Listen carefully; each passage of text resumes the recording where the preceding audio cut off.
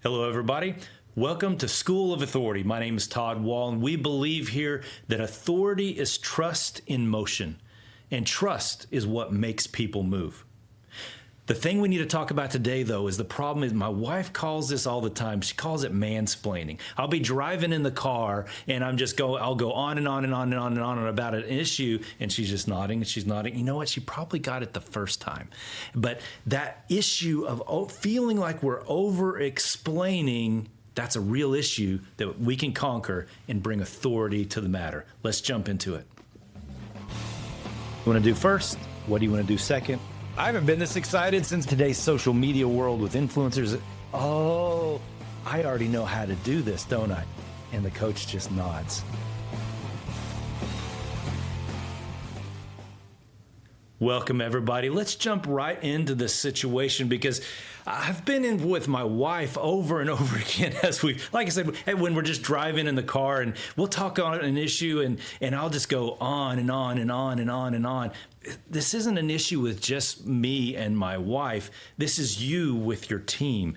This is that tendency where we feel like I've just got to keep explaining this thing because for some reason, people just aren't getting it. And so this is a real problem that really actually jeopardizes and undercuts our authority as communicators. And so I want to bring on one of my friends here, and let me bring on Dave Stone. Dave, with Team Care, and as you coach through these with companies with your team, this is a common issue with leaders, or actually with managers who aren't fully leading yet. Maybe it's a manager who wants to become a leader, but they're just in this wheel of they're more words than action. Right. Where have you really seen this really play out? This problem of there's just more words than action. Yeah, all the time.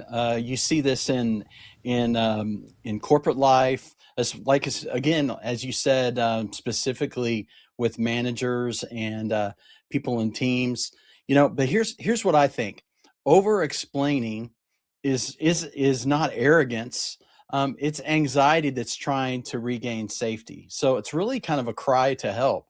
That's that's what's happening. Is the over explaining is I'm uncertain really about what I'm doing, and so I'm just gonna fake it till I make it, like we used to say. That is such a great picture. Really, it's an anxiety that's causing us to explain because we don't feel like something hasn't landed. So talk to me more about this situation. What's leading to that feeling of unsafety, or lack of safety? What's leading to that? Yeah, I mean, I think there's a couple of things. Kind of a framework that I kind of run through is number one. There's a fear of being misunderstood. Like when people don't feel secure, they start adding words. Have you ever noticed that? Again, your situation with your wife is exactly true.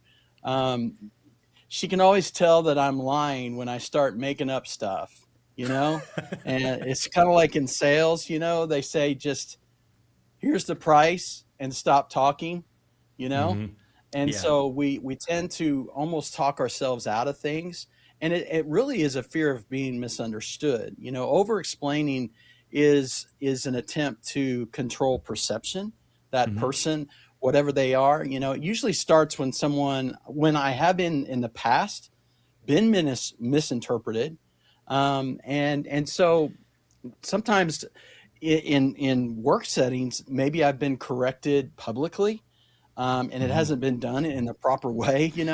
So I And really you've kind of like been made I a, really like you what you're know, saying a here. person. It's a fear issue at its core, Yeah, more than a yeah, tactical. My message is not landing. right. What's causing me to repeat myself is ultimately the opposing force is my fear of people not hearing me. Yeah, it's uncertainty. Anytime, what do people think about, of me? And we're all up in our head. I mean, even just like right now, we're having this conversation, and it's like, I wonder what Todd's thinking about me, you know? And I wonder if I feel like I come across as somebody who knows what they're talking about. And so it's that fear. And the second thing I think is there's a loss of trust in the room. That's what we're afraid of. We don't want to lose the Mm, room. We talked about that in sports, right? Oh, he's lost the locker room, right? Well, yeah. what does that mean?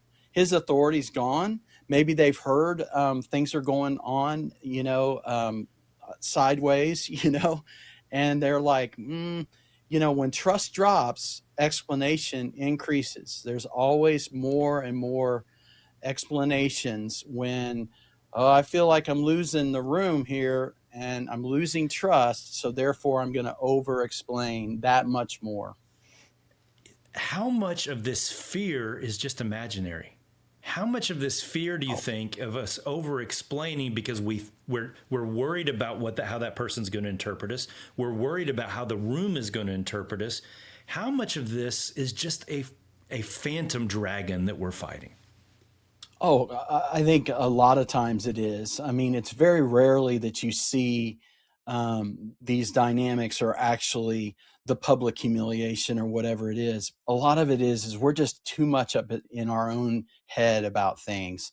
It's this relational instability, and sometimes it's actually the relational instability is because of my fear of my own self, and I don't understand what's going on, and therefore we put extra stuff on top of extra weight and extra power behind the relationship that really shouldn't even be there.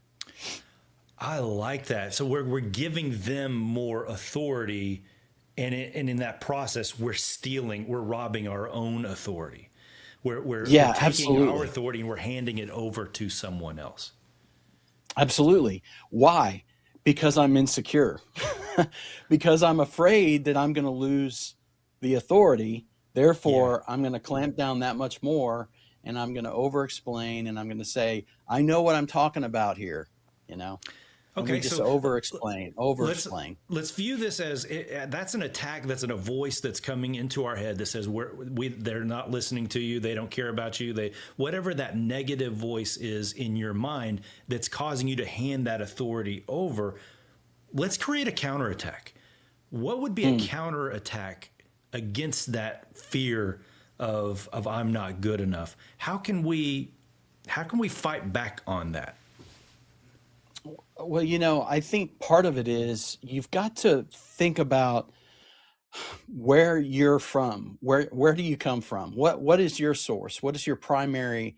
Why are you here? You didn't just show up here. And so, like in a corporate environment, you got hired by this company probably because they thought that person knows what they're talking about. They know what they're doing. And so we kind of have to look inside a little bit and sometimes and say, this is really about me and about how I perceive myself, not about what other people think about me. And so the problem is and with team care, and what we often have is we have this isolation anxiety, so we're afraid that what people think about us. We Mm-hmm. over explain, and then we stop talking at all. And so then now we're isolated and we're out of community and all that kind of stuff. So it's just the cycle. But I think it starts with the Knowing who you are. internal kind of, who am I? Who Yeah. am I? And why am I the best person to do this? I love that element of it because if I know who I am, I'm not going to over explain. I'm going to speak and I'm going to let it sit there. But also for my team members, as you deal with helping that team, as you give that team care, we all have those team members that like I would really love their opinion, but they won't speak up. You really Right. said something valuable there about that may be an anxiety as well that's caused them to shut down. There is an opposite to the over explaining, and it's the not speaking up at all. Yeah, yeah. I think, and sometimes it's kind of like in a marriage, right? We bring all of this stuff, we bring two lives in together to the one thing, and I always think it's funny. We always laugh and go, wow, I don't know how that, take two people that are a total mess and put them together to live in close proximity and how that's not going to work out, right? But it's the same thing in workplace, Mm-hmm. people bring their stuff from home, from their life, they bring it to their workplace, their environment. And so it may not actually, the issue probably most likely is not actually in the workplace. It might have been brought there, from their everyday life. And so those Yeah. insecurities that they're bringing with them. And so how do we just look at it and say it plainly? This is what's going on, and what is the situation? So sometimes it maybe takes time to just slow down and say, okay, what really is the issue here that we're arguing about, or that we're over explaining? Why do I have this tendency to over explain about this certain thing? And we look back, and maybe it is a previous work environment. Yeah. If you've been forced out of a job or something, and you're afraid of when's the other shoe going to drop, that kind of Mm-hmm. thing, Mm-hmm. and that causes some of that. So it could be some of the history, it could be outside of the workplace, and then obviously it could be sometimes inside the workplace too. But rarely I've seen that that's the case. Dave, absolutely love this. Stick with me. I'm going to jump to a commercial break really quickly, and then we are going to come back and let's get deeper into this issue, because I really feel like we have just scratched the surface. Hang on one second. All right, I love the element that Dave just brought out about this. That, yeah, there's me over explaining, but there's also the equal opposite of people not speaking. And ultimately, it's the same issue. So if we can really know who we are and how valuable we are, I was hired for a reason. I was chosen for a reason. What if that's the belief that you need to walk forward with? I was brought here for a reason. And if you believe that, then what would you need and want to do going forward? Try that on for me. All right, like, follow, subscribe if you're only watching this one segment, but stick with us after and click over to the part 2 of this, or even stick with the podcast and into segment 2. I can't wait to go deeper with this with Dave. All right, we'll be right back. You want to do first? What do you want to do second? I haven't been this excited since today's social media world with influencers. Oh, I already know how to do this, don't I? And the coach just nods.